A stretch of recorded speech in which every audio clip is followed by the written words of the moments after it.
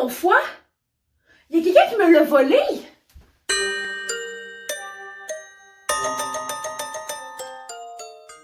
Allô Internet, comme vous l'avez constaté dans mon titre, on va parler du syndrome de Cotard.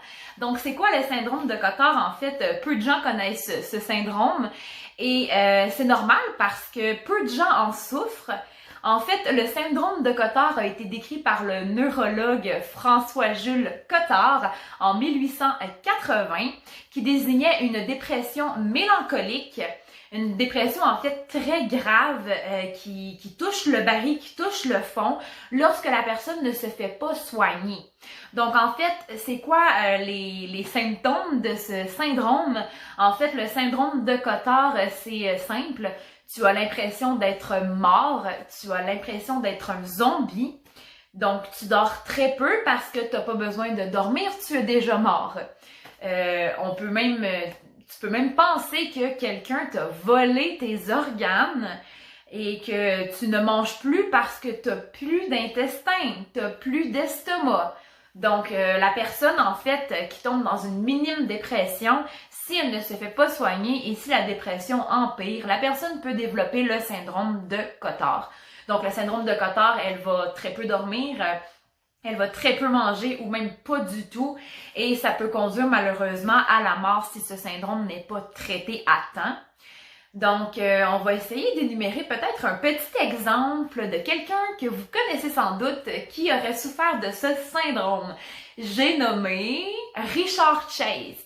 Lui, c'est un célèbre meurtrier en série. Si vous ne le connaissez pas, ça vaut la peine d'aller voir des vidéos. Si vous voulez que j'en parle, je pourrais faire une vidéo là-dessus. Donc lui, Richard Chase était décrit comme un homme qui avait ce syndrome. Donc pourquoi il avait ce syndrome et qu'est-ce qui faisait en sorte que les gens, les neurologues et les psychologues, les psychiatres l'ont diagnostiqué souffrant de ce syndrome? Eh bien en fait, Richard Chase, donc Richard Chase, lui, en fait, à l'adolescence, ça a commencé à l'adolescence. Donc, un des symptômes aussi de ce syndrome, ça va être l'hypocondrie. Mais pas l'hypocondrie du style « je vais consulter pour rien ». En fait, ça va être exactement l'inverse. Ça va être l'hypocondrie, genre « je vais me cloîtrer chez moi et ne plus jamais sortir ». Donc, Richard Chase, lui, à l'adolescence, il a développé l'hypocondrie et il a commencé à se plaindre que son cœur ne battait plus et que quelqu'un lui avait volé ses artères pulmonaires. Donc, il croyait que ses os crâniens s'étaient séparés et qu'ils bougeaient autour de son cerveau.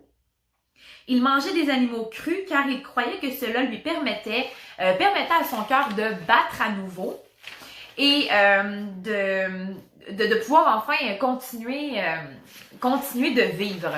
Donc ça, c'était vraiment un mini-exemple, un petit exemple. Richard Chase, c'était un spécimen assez spécial, un homme assez spécial qui encore aujourd'hui fait beaucoup poser de questions les psychiatres, les psychologues, surtout les neurologues. Donc en fait, le syndrome de Cotard, c'est tout si simple que ça.